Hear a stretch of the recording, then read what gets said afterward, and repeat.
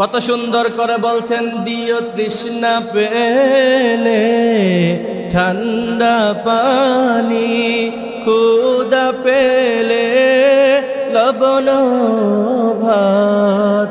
আল্লাহ এই গরিবের শোনো শোনো মুনাজাত। সুবহানাল্লাহ পড়েন। এজন্য আমাদেরকে সব সময় ক্ষুধার্ত অবস্থায় আল্লাহ বলছেন, গোলাম তুমি যদি সাগরের মধ্যখানে, ইউনূস আলাইহিস সালাম একে তো সাগরের অন্ধকার, আবারও মাছের পেটের ভিতরের অন্ধকার, আবার আল্লাহ রাব্বুল আলামিন প্রত্যেকটি প্রাণীর ভিতরে এত কঠিন মেকানিজম দিলেন। আপনার পেটের ভিতরে যদি আপনি লোহা ঢুকাতে পারেন, হজম শক্তি ভালো হলে সেটাও হজম হয়ে যাবে। সুবহানাল্লাহ বললেন না? এত বিশাল বড় মাছের মধ্যে সাইয়েদানা ইউনূস আলাইহিস সালাম ঢুকলেন। এত কিছুর উপরেও সাইয়েদানা ইউনূস আলাইহিস সালাম কি দোয়া করলেন সেটা কোরআনে আছে না নাই? সাইয়েদানা ইউনূস আলাইহিস সালাম সেখানে আল্লাহকে দোষ দেয় নাই, ইয়া রব আপনি কেন আমাকে সাগরে ঢাললেন, আপনি কেন আমাকে মাছের পেটের ভিতরে ঢুকালেন? আল্লাহর কাছে দোয়া না করে সাইয়েদানা ইউনূস নিজের দোষের কথা বললেন, আর আল্লাহকে ঘোষণা দিলেন, লা ইলাহা ইল্লা আনতা সুবহানাকা ইন্নী কুনতু মিনাজ জালিমিন। সব নবী থেকে আমাদেরকে শিক্ষা গ্রহণ করতে হবে, ঠিক কি না? সাইয়েদানা ইউনূস আলাইহিস সালাম ওই সময় সাধারণত যখন আমরা কোনো বিপদে পড়ি আমরা বলি, আল্লাহ আপনি কেন আমাদেরকে বিপদে ফেলালেন? সাইয়েদানা ইউনূস যখন কঠিন বিপদে পড়লেন আল্লাহকে বলছেন, আল্লাহ আমি আপনার গোলাম, ইন্নী কুনতু মিনাজ জালিমিন, নিশ্চয়ই আমি জুলুম করেছি নিজের উপরে, তবে আপনি পবিত্র। আল্লাহু আকবার। আল্লাহকে ঘোষণা দিয়ে কি সুন্দর করে সাইয়েদানা ইউনূস বললেন, লা ইলাহা ইল্লা আনতা সুবহানাকা ইন্নী কুনতু মিনাজ জালিমিন।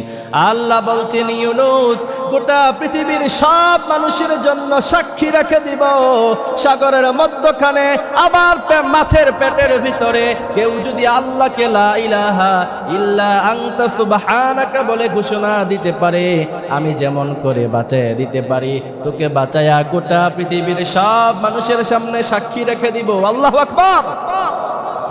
সাইয়েদানা ইউনূস আলাইহিস সালাম বিপদে আল্লাহকে ডাকলেন, আল্লাহ বললেন, তুমি আমাকে যেমন ভাবে ডাকবা আমি ঠিক তেমন ভাবে তোমার ডাকে সাড়া দিব। আবার বিশ্বনবী বলছেন, ও আমার উম্মতেরা শোনো, তুমি যদি তোমার রবের দিকে এক বিঘত সামনে আগাও, তোমার রব তোমার দিকে এক হাত সামনে আগাবে। আল্লাহু আকবার। আবার যখন তুমি তোমার রবের দিকে হেঁটে হেঁটে আগাও, তুমি যখন মসজিদে আজান হয় হাইয়া আলাস সালাহ হাইয়া আলাল ফালাহ, ওই সময় তুমি যদি হেঁটে হেঁটে তোমার রবের দিকে আগাও, তোমার রব তোমার দিকে দৌড়িয়ে দৌড়িয়ে আগাবে। আল্লাহু আকবার। এজন্য আমার ভাইয়েরা দোয়া কেমন করে করবেন বিপদে পড়লে, সাইয়েদনা আদম আলাইহিস সালাম দোয়ার কথা শিখালেন। সাইয়েদনা আদম আলাইহিস সালাম আল্লাহর কাছে বহু বছর দোয়া করলেন, কিন্তু দোয়া কবুল হয় নাই। শেষ পর্যন্ত সাইয়েদনা আদম আলাইহিস সালাম নিজেকে দোষারোপ করলেন আর আল্লাহকে বললেন, আল্লাহ আপনি পবিত্র। রব্বানা যালামনা আনফুসানা ওয়া ইল্লাম তাগফির লানা ওয়া তারহামনা লানাকুনান্না মিনাল খাসিরিন। পারেন না? পারেন না? এই দোয়াটা সব সময় পড়বেন, এটা সাইয়েদনা আদমের দোয়া। আল্লাহু আকবার।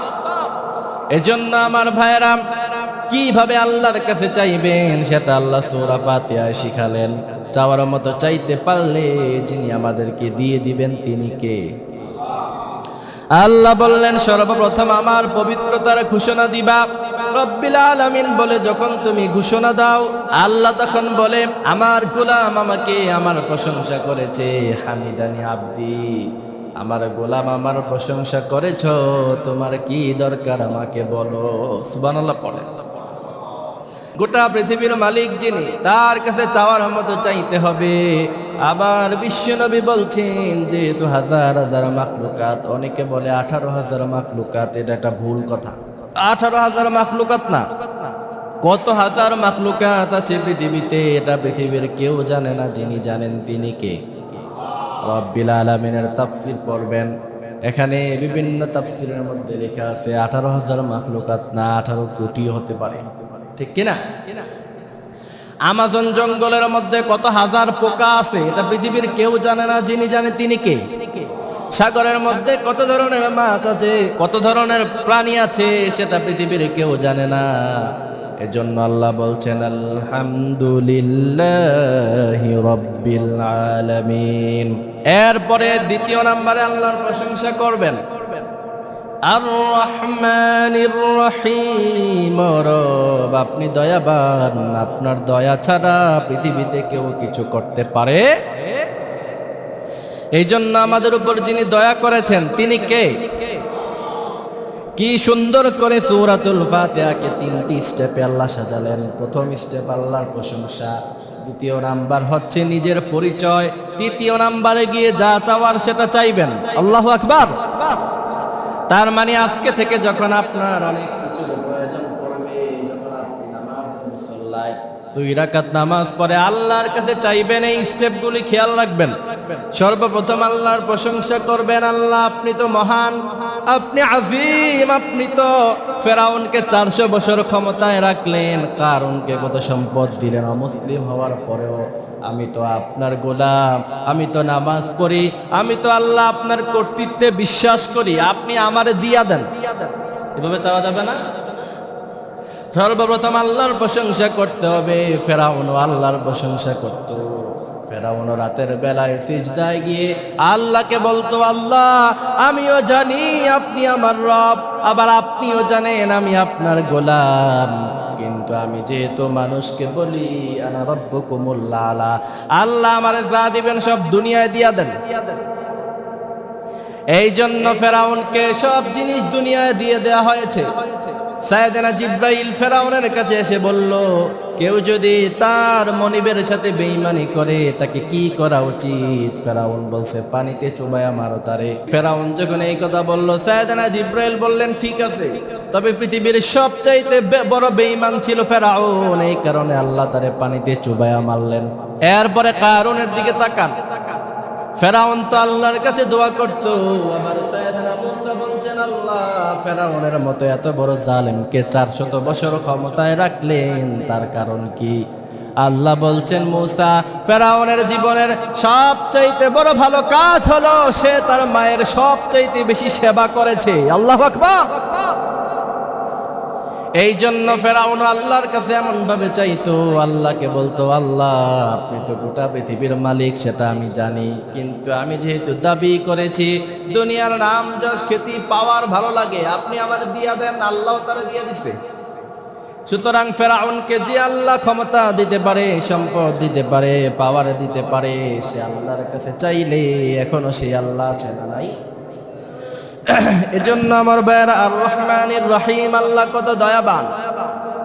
বিশ্বনবী সাল্লাল্লাহু আলাইহি সাল্লাম বললেন, পৃথিবীতে যদি আল্লাহর রহমান, এই দয়া যদি আল্লাহর না থাকতো, পৃথিবীতে একজন কাফের মুশরিক, একজন ইহুদি, একজন খ্রিস্টান, একজন মুশরিক যে ইসলাম বিশ্বাস করে না, তাওহীদ বিশ্বাস করে না, কোরআন বিশ্বাস করে না, আল্লাহর হাবিব বললেন 1 গ্লাস পানিও আল্লাহ তারে খাওয়াবেন।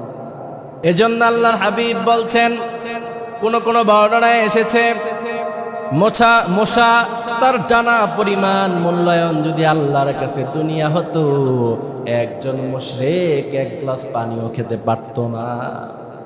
তার মানে এই দুনিয়ার দাম আল্লাহর কাছে নাই। আবার বিশ্বনবী বললেন, গোটা দুনিয়া এক পাল্লায় রাখা হয়, একজন আদনা থেকে আদনা মুমিন যে শুধু বলেছে আল্লাহ আমার রব, আবার বিশ্বনবীকে নবী হিসাবে মেনেছে, আল্লাহর হাবিব বললেন গোটা পৃথিবী থেকে তার এই সামান্য ঈমান অনেক বেশি ভারী হয়ে যায়। এজন্য আল্লাহ হলেন রহমানির রহিম। এরপরে আল্লাহ বলছেন, মালিক ইয়াউমিদ্দিন, ইয়াকা না'বুদু ওয়া ইয়াকা নাস্তাঈন। মালিক ইয়াউমিদ্দিন, কিয়ামত দিবসের মালিক যিনি তিনি কে? আরো জোরে বলেন কে? আল্লাহ কত সুন্দর করে বলছেন মালিক ইয়াউমিদ্দিন। পৃথিবীতে আল্লাহ মানুষরে ক্ষমতা দিলেন, পাওয়ার দিলেন, সব দিলেন, কিন্তু আল্লাহ কত সুন্দর করে বললেন যে কিয়ামতের মাঠে আর কাউকে কোনো ক্ষমতা দেয়া হবে না, সব ক্ষমতার মালিক যিনি তিনি কে? আল্লাহ পৃথিবীর সব মানুষগুলোকে একসাথে করবেন। সাইয়েদানা আদম থেকে শেষ পর্যন্ত যে ব্যক্তি দুনিয়ায় এসেছে সবাইকে আল্লাহ রোজে মাহশরে একত্রিত করে আল্লাহ কত সুন্দর করে বলবেন লিমানিল মুলকুল ইয়াউম লিল্লাহিল ওয়াহিদিল কাহ্হার। আল্লাহ বলবেন গোলাম লিমানিল মুলকুল ইয়াউম, আজকের দিনে ক্ষমতা কার? আরো জোরে বলেন কার? আজকে আপনি কত সুন্দর করে উত্তর দিলেন আল্লাহর ক্ষমতা, কিন্তু কিয়ামতের দিন ভয়ে থরথর করে কাঁপতে থাকবেন, ভয়ে থরথর করে কাঁপবে, মুখ দিয়ে কারো কোনো কথা বের হবে না। আল্লাহ আবারও বলবেন লিমানিল মুলকুল ইয়াউম। এরপরে আল্লাহ যখন প্রশ্ন করবে লোকেরা আবার উত্তর দেয় না, এরপরে রব্বুল আলামিন নিজেই সেটার উত্তর দিয়ে বলবেন লিল্লাহিল ওয়াহিদিল কাহ্হার। সুবহানাল্লাহ। সুতরাং আল্লাহ সূরা ফাতিহাতে বলছেন মালিক ইয়াউমিদ্দিন। আল্লাহ বলছেন গোলাম বিচার দিবসের মালিক আমি, দুনিয়ায় কি করো না করো সব কিছু কিয়ামতের দিন বিচার হবে। কে করবেন? এরপরে কি সুন্দর করে রব্বুল আলামিন দ্বিতীয় ধাপ শিখালেন। আল্লাহর কাছে দোয়া করার সময় আল্লাহকে বলবেন আল্লাহ ইয়াকা না'বুদু ওয়া ইয়াকা নাস্তাঈন, হে রব আমরা আপনার গোলামি করি, আবার কিছু প্রয়োজন হলে কোনো মাজারে যাই না, কোনো বাজারে যাই না, কোনো খাজা বাবার কবরের সামনে গিয়ে চাই না, সব সময় চাই একজনের কাছে। তিনি কে? আল্লাহ কত সুন্দর করে বললেন ইয়াকা না'বুদু ওয়া ইয়াকা নাস্তাঈন, তুমি ঘোষণা দাও হে রব আমরা আপনার ইবাদত করি, আমরা আপনার গোলামি করি, লাত মানাত উজ্জাতের গোলামি আমরা করি না, আমরা গোলামি করি একজনের। তিনি কে? কি সুন্দর করে আপনি আল্লাহকে বললেন। এরপরে আপনি আল্লাহকে বলবেন আল্লাহ ইহদিনাস সিরাতাল মুস্তাকিম, আপনি আমাকে সঠিক পথে রাখেন। বলেন আমিন। যেই দিকে কোরআন আছে সেদিকে আপনি রাখেন। বলেন আমিন। ইহদিনাস সিরাতাল মুস্তাকিম, ঈমান অবস্থায় আপনি আমাকে মৃত্যু দান করেন, আপনি আমাকে এমন মরণ দেন যেই মরণে নামাজ আছে, যেই মরণে কোরআন আছে। ঠিক কিনা? এই সুন্দর করে আপনি আল্লাহকে বলবেন আল্লাহ। এরপরে কি সুন্দর দোয়ার সিস্টেম আল্লাহ শিখালেন যে সর্বশেষ গিয়ে আপনি আল্লাহর কাছে চাইবেন। এমন সিস্টেমে যদি কেউ দোয়া করে বিশ্ব নবী বললেন তার দোয়া সাথে সাথে কবুল হয়ে যায়। এজন্য আল্লাহ আপনি আমাদেরকে যেভাবে শিখালেন ওইভাবে যেন আমরা দোয়া করতে পারি, আল্লাহ তৌফিক দিক। বলেন আমিন। সর্বশেষ সূরাতুল ফাতিহাতে আল্লাহ বললেন সিরাতাল্লাযীনা আন'আমতা আলাইহিম। এটা কি আমার কথা না কোরআনের কথা?